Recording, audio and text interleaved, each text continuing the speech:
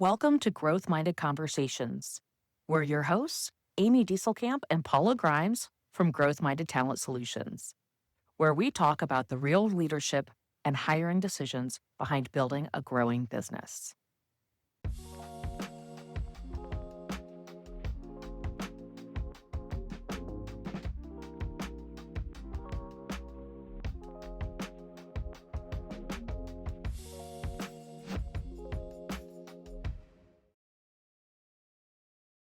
Welcome back, everyone, to Growth Minded Conversations. My name's Amy, and I'm here with one of my business partners, Paula Grimes.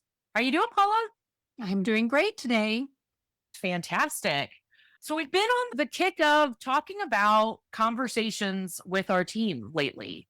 It's been something we've talked about the past couple of weeks around giving feedback, receiving feedback. What happens if the feedback isn't received and you got to take it a little deeper? What are your thoughts on how do we make sure that we're all speaking the same language or all got the same understanding in general when we're on the team? Because we jumped forward, right? Like, how do those conversations go along the way? And yet, what does that look like from day one?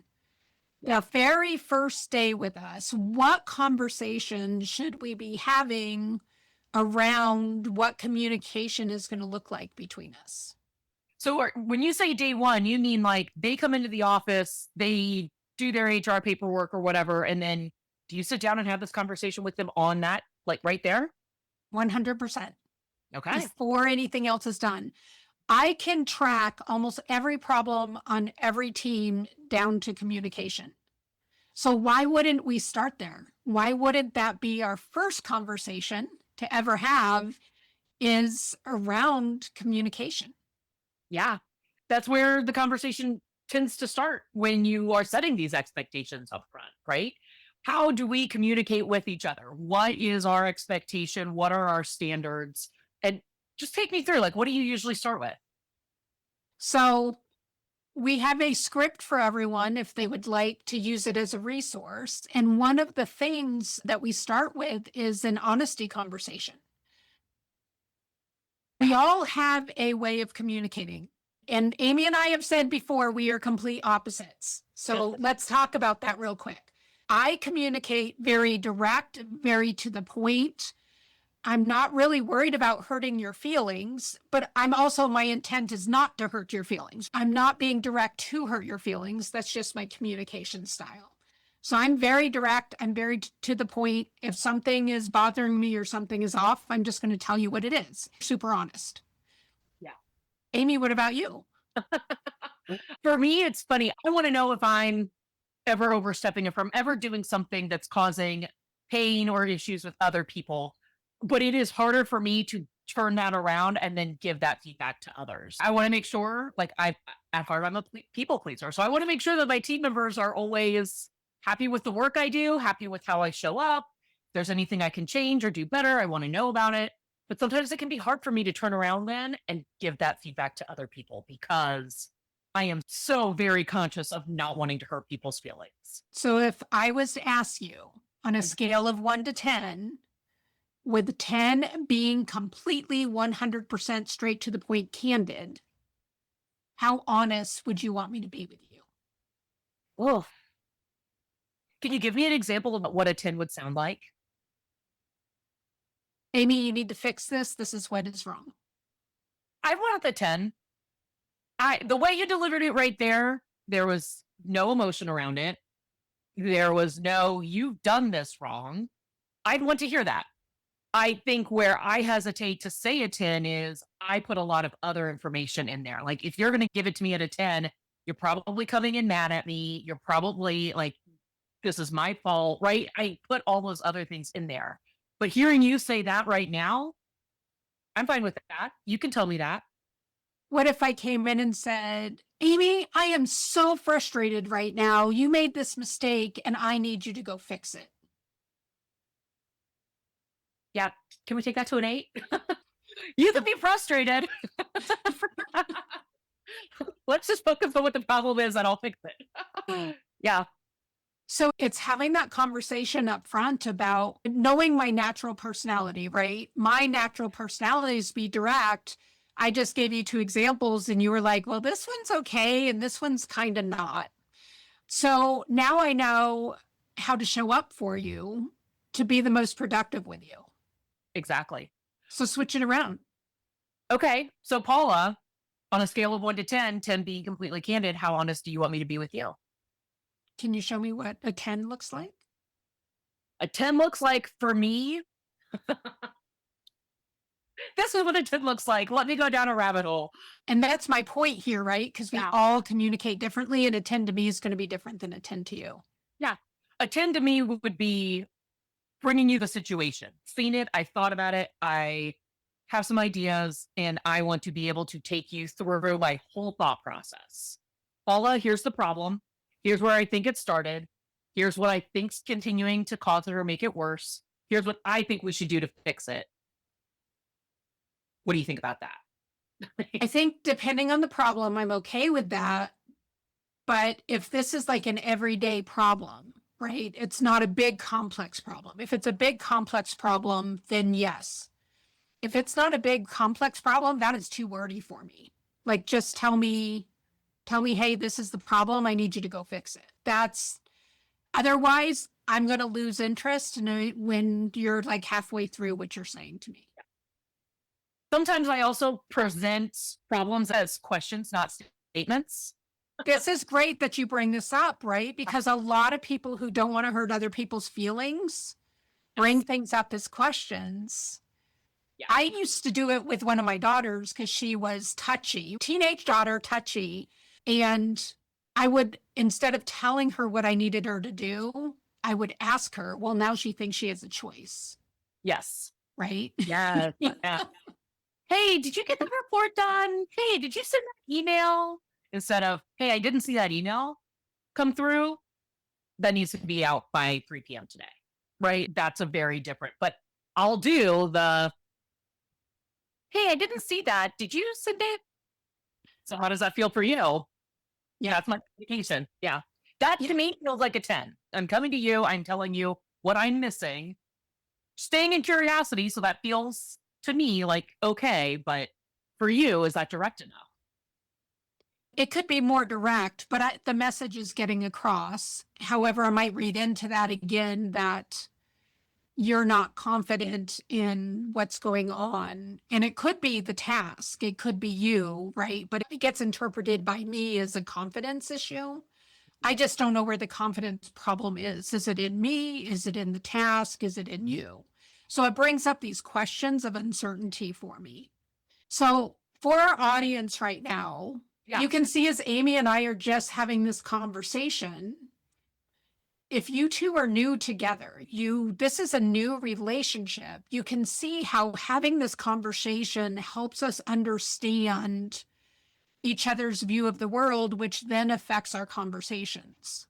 And if Amy says to me, hey, I have trouble being direct, I have trouble telling you, because I don't want to hurt your feelings, telling you when you've done something wrong. So it's going to sound something like this. Well, guess what? Now I know when she comes at me like that, it's because she's trying not to hurt my feelings, but it's really important to her. She is being direct, even though I don't think she's being direct. She's telling me this is what direct looks like to me. Exactly. And I know on the receiving end how if I'm feeling really angry about something, I need to temper that emotion and come in more unemotional for Amy to not derail her, right? Because otherwise she gets caught up in the emotion and not in the solution. Yes. I will spend more time trying to figure out how to make you happy than how to fix the problem. Yes. Does that make sense? That could lead to feeling like we're walking on eggshells for days because I'm just trying to make sure you're happy, even if the problem's been solved. So it's something I need to work on. I know that. And you asked, so I answered. And we all have our things. So as Amy says, this is something I need to work on. I have worked on for years being less direct, being more, I call it my love sandwich, right? It's like, give a little bit of love, give the meat in the middle, and then a little bit of love at the end so that it doesn't come across so harsh. So that's what I've had to work on. We all, as leaders, have things we need to work on because ultimately we need to steer the ship and it's up to us to steer that ship. It's our business. Yeah, exactly. And I will say, when I've worked with clients in the past and they're new to having this conversation with a new team member, maybe they haven't done it before, I always advise them, pull a coach, a mentor, myself, if we're working together to help you with this hire, whomever, have this conversation with somebody else for yourself, right? Like putting a new hire on the spot to say, how completely candid, on a scale of 1 to 10, how completely candid do you want me to be with you? And then to flip it around and you not being able to answer that for them, or just like we did with Paula today. Paula asked a question and I came back with, what would a 10 look like? Paula already kind of knowing how to say that. What would a 10 look like for her? And saying it out loud to me. So I think reviewing these ahead of time, being prepared for how you would answer it when the questions are flipped to you. So that way you can help guide the conversation, will make your new team member feel a lot more comfortable as well. 100%. We are often hiring people who are a complement, right? Yeah. Amy is my complement. We are good. We have strengths and weaknesses that are opposite from each other. We complement each other. So often we don't communicate exactly the same way. We don't view the world exactly the same way. For us to lead like everybody in our organization thinks and acts like this, like we do, is short-sighted. And ultimately, it's going to fail and you're going to end up rehiring and you're going to end up with a team of people exactly like you, but then you all have the same strengths and you all have the same weaknesses and it weakens your organization. It does. And actually, as you say that, one of the reasons I like to have this done either at the absolute very end of the interview process, once we're already making an offer, or either on their first day, is because I don't think this should really be categorized or put in the same bucket as the interview process, because it's so important that the person knows that they can come to you and be completely transparent and honest about this. And they're not trying to answer in the way they think you want them to because they want to get the job. I think like that's really important to be able to have the conversation, just like Paula and I did. There's give, there's take, there's asking clarifying questions. And then at the end, there's true understanding between you and your new team member. Because we're not asking people to change, we're asking to have understanding. So we know what context to bring to future situations. Yes. All right. After we get on the same page with how honest we want to be with each other, what do we talk about next? So it's how do we win and how do we lose with each other? Okay. Right? Which is going to, I can guarantee you, be very different for Amy and I. Yeah. So, Amy, how do I win with you? Recognition is big for me. Not compliments for compliments' sake, but when I've worked hard on something or when I've accomplished something, I want to know my team sees it, and I want to hear when I do something that helps them or that has benefited either their workload, their work process, their day somehow. But giving me that feedback, letting me know when I'm helping them is big for me. I'm a super high S on the disc. So I like to know when I'm helping people and when it's paying off for them. How about you? And I'll tell the group if you ever want to make Amy cry, just recognize her. Yeah. You can tell it hits her heart. It Yes. does. It is very, very important to her. Yeah. With me, it's not so much recognition. I think everybody likes recognition, and it is not something I require. What I do require is feedback when I'm actually not hitting the mark. Mm. Nothing is worse to me than having to have a hard conversation with me because I've continuously missed the mark and nobody has brought it to my attention. And now it's turned into this great big conversation.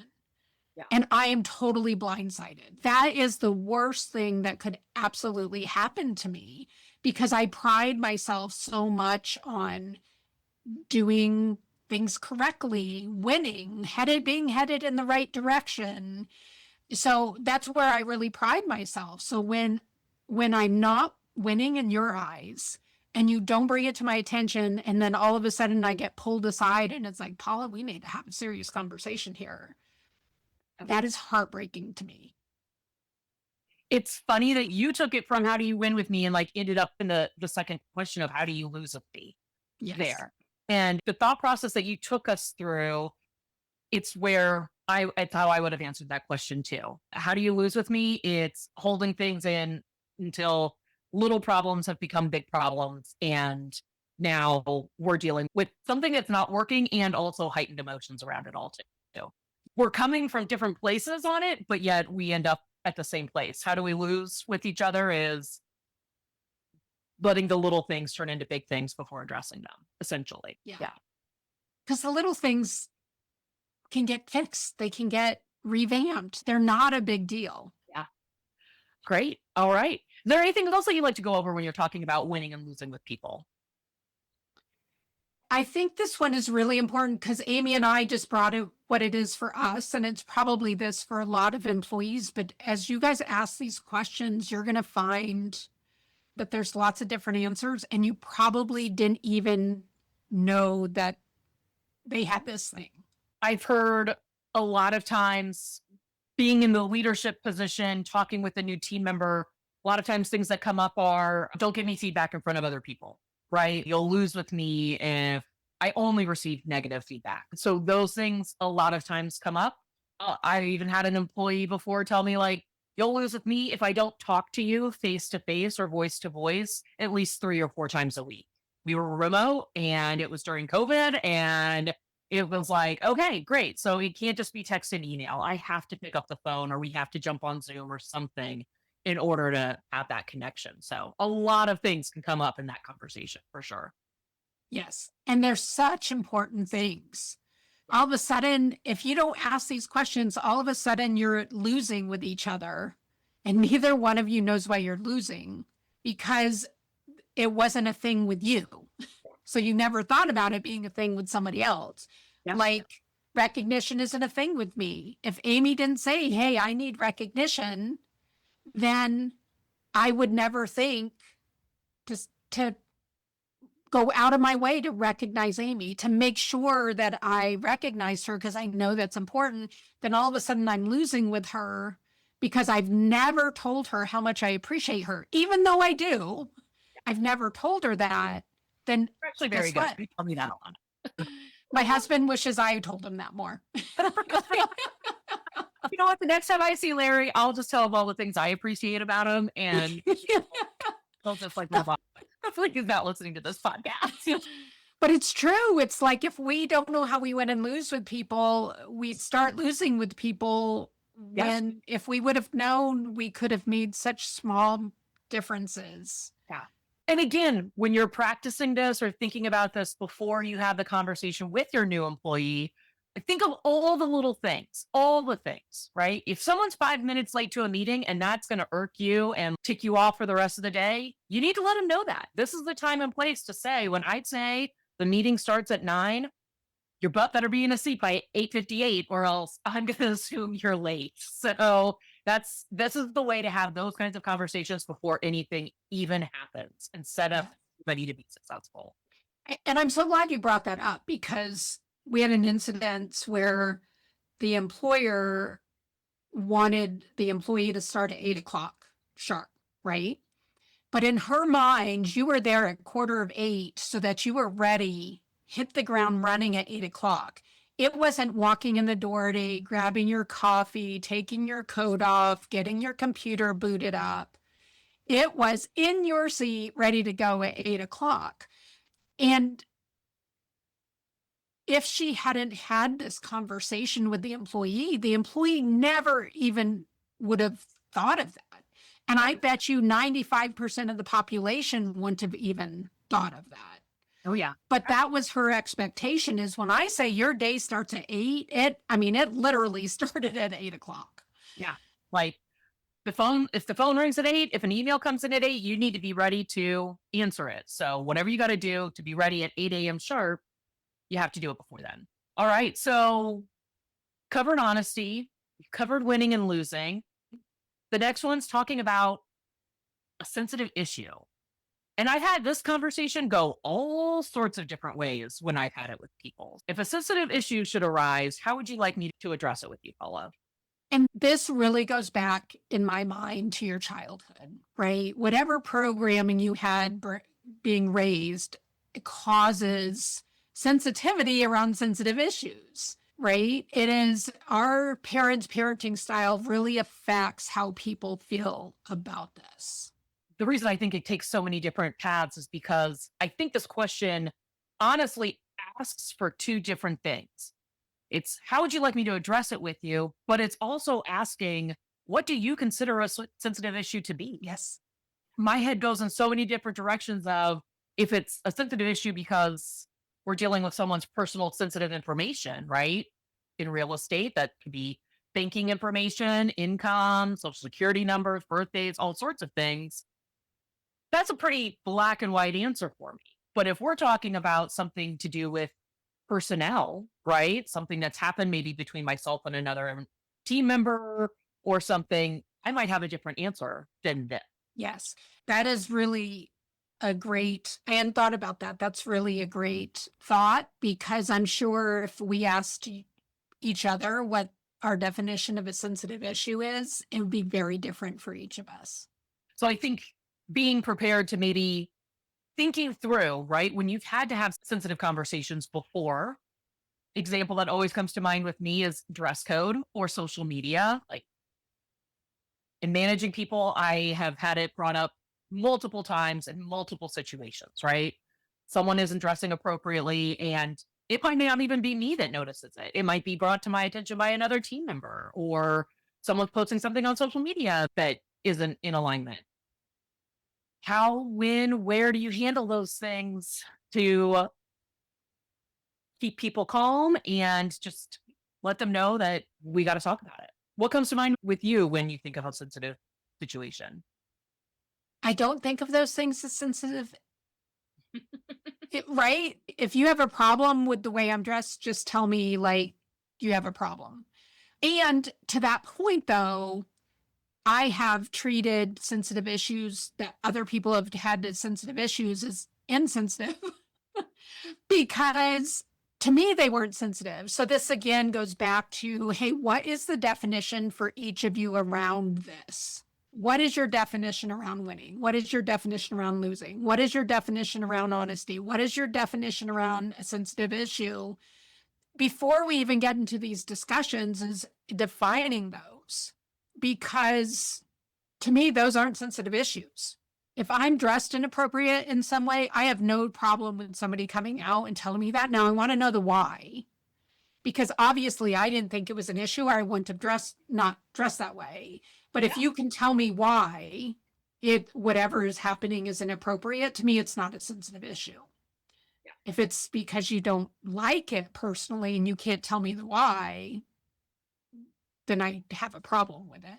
But it's still not a sensitive issue. Like I have a problem with you thinking this is a problem. Here's where your direct honesty will come right back and say, yes, it's like, tell me why, because I'm trying to do everything correctly. So if I've done something incorrectly, I don't realize I've done it incorrectly. So I want to know why it is incorrect.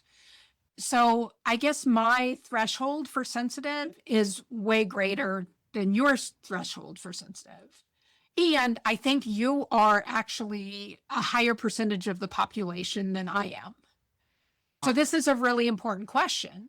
Because if I go around and treat everybody like I feel, I've now affected, and I have in the past affected a large portion of the population.